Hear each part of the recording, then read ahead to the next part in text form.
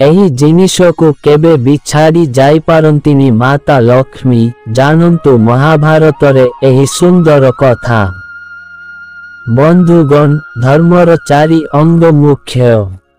1 ସତ୍ୟ, 2 ତପ, 3 ପବିତ୍ରତା, 4 ଦୟା। ଏହି 4ଟିର ଯୋଗଫଳ ହିଁ ଧର୍ମ ଅଟେ। ଏହି ସମ୍ପର୍କରେ ମହାଭାରତରେ ଏକ ସୁନ୍ଦର କଥା ଅଛି। ତେବେ ଆଉ କାଳ ବିଳମ୍ବ ନକରି ଚାଲନ୍ତୁ କାହାଣୀଟିକୁ ଜାଣିବା। ଭିଡିଓଟିକୁ ମୂଳରୁ ଶେଷ ପର୍ଯ୍ୟନ୍ତ ଦେଖନ୍ତୁ। ସତ୍ୟଦେବ ନାମକ ଜଣେ ରାଜା ଥିଲେ। ସେ ଅତ୍ୟନ୍ତ ଧର୍ମପରାୟଣ ଥିଲେ। ଥରେ ସେ ଅନ୍ତଃପୁରରେ ଅର୍ଦ୍ଧରାତ୍ରି ସମୟରେ ଜଣେ ନାରୀର କ୍ରନ୍ଦନ ସ୍ୱର ଶୁଣି ପାରିଲେ। ସେ ତାଙ୍କ ନିକଟକୁ ଯାଇ ପଚାରିଲେ, ତୁମେ କିଏ? ତୁମେ କ୍ରନ୍ଦନ କରୁଛ କାହିଁକି? ସ୍ତ୍ରୀ ଲୋକଟି କହିଲା, ରାଜନ୍, ମୁଁ ହେଉଛି ଅଲକ୍ଷ୍ମୀ। ତେଣୁ ମୋତେ କେହି ଆଶ୍ରୟ ଦେବାକୁ ଚାହୁଁନାହାନ୍ତି।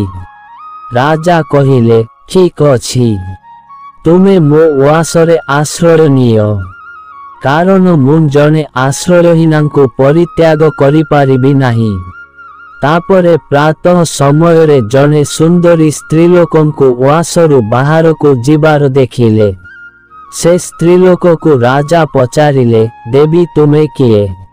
ସେ ସ୍ତ୍ରୀ ଉତ୍ତର ଦେଲେ, ମୁଁ ହେଉଛି ଲକ୍ଷ୍ମୀ। ତୁମେ ଯେହେତୁ ଘରେ ଅଲକ୍ଷ୍ମୀକୁ ଆଶ୍ରୟ ଦେଇଛ, ତେଣୁ ମୁଁ ଏଠାରେ ରହିପାରିବି ନାହିଁ। ମୁଁ ଯାଉଛି।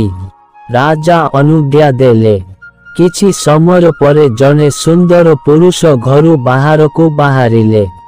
ଯେତେବେଳେ ରାଜା ତାଙ୍କୁ ପଚାରିଲେ, ତୁମେ କିଏ? ସେ ଉତ୍ତର ଦେଲେ, ମୁଁ ହେଉଛି ଦାନ। ଯଦି ଲକ୍ଷ୍ମୀ ଚାଲିଗଲେ ମୁଁ ଏଠାରେ କେମିତି ରହିବି? କାରଣ ତୁମେ ତ ଆଉ ଦାନ ଦେଇପାରିବ ନାହିଁ। ତେଣୁ ମୁଁ ଲକ୍ଷ୍ମୀଙ୍କ ସାଙ୍ଗରେ ଚାଲିଯାଉଛି। ରାଜା ତାଙ୍କୁ ଯିବାକୁ ଦେଲେ। ତାପରେ ତୃତୀୟ ପୁରୁଷ ଜଣେ ବାହାରକୁ ଯିବାକୁ ଲାଗିଲେ। ସେ କହିଲେ, ମୁଁ ହେଉଛି ସଦାଚାର। ଲକ୍ଷ୍ମୀ ଓ ଦାନ ଚାଲିଗଲା ପରେ ମୋର ଆଉ ଆବଶ୍ୟକତା ନାହିଁ। ରାଜା ତାଙ୍କୁ ମଧ୍ୟ ଯିବାକୁ ଅନୁମତି ଦେଲେ। ପୁଣି ଆଉ ଜଣେ ସୁନ୍ଦର ପୁରୁଷ ବାହାରକୁ ବାହାରିଲେ।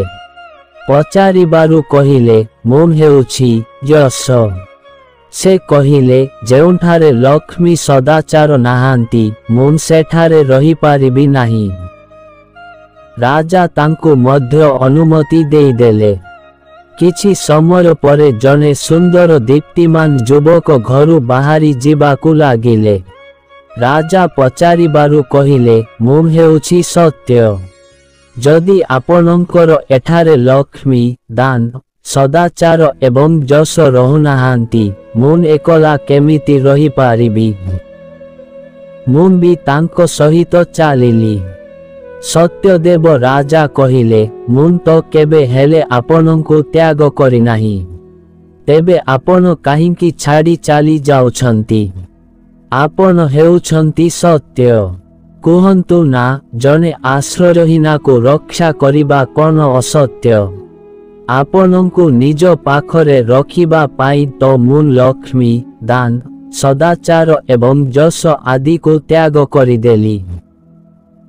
ଆପଣ ମୋତେ ଯଦି ତ୍ୟାଗ କରି ଚାଲିଯିବେ, ତେବେ ମୋର ସର୍ବସ୍ୱ ଚାଲିଯିବ। ମୁଁ ଆପଣଙ୍କୁ ଛାଡ଼ିପାରିବି ନାହିଁ। ସତ୍ୟ ରାଜାଙ୍କ ପ୍ରାର୍ଥନା ଶୁଣି ଯାଇପାରିଲେ ନାହିଁ। ସତ୍ୟ ନଯିବାରୁ ପୁଣି ଲକ୍ଷ୍ମୀ, ଦାନ, ସଦାଚାର, ଯଶ ସବୁ ପୁଣି ଫେରିଆସିଲେ।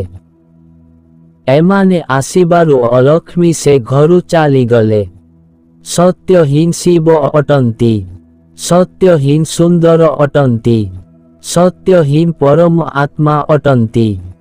ସତ୍ୟ ପଥର ପଥିକ ନିକଟରେ ସବୁ କିଛି ଥାଏ। ଲକ୍ଷ୍ମୀ, ଦାନ, ସଦାଚାର, ଯଶ ଆଦି ମହାନ ଗୁଣ କେବଳ ସତ୍ୟ ପଥର ପଥିକ ନିକଟରେ ଥାଏ। ସତ୍ୟଦେବ ସବୁ କିଛି ତ୍ୟାଗ କରିଥିଲେ, କିନ୍ତୁ ସତ୍ୟର ଆଶ୍ରୟରେ ବଞ୍ଚିଥିଲେ। ଫଳରେ ପୁଣି ଲକ୍ଷ୍ମୀଙ୍କ ଆଗମନରେ ଅଲକ୍ଷ୍ମୀ ସେ ଘରୁ ଯିବା ପାଇଁ ବାଧ୍ୟ ହେଲେ। ବନ୍ଧୁଗଣ, ଭିଡିଓଟି ଭଲ ଲାଗିଲେ ଭିଡିଓକୁ ଗୋଟିଏ ଲାଇକ୍ ଏବଂ ଆମର ସତ୍ୟ ଗାଇଡର ୟୁଟ୍ୟୁବ୍ ଚ୍ୟାନେଲକୁ ସବସ୍କ୍ରାଇବ୍ କରିବାକୁ ଭୁଲିବେନି। ଧନ୍ୟବାଦ। ଜୟ ମା ଲକ୍ଷ୍ମୀ।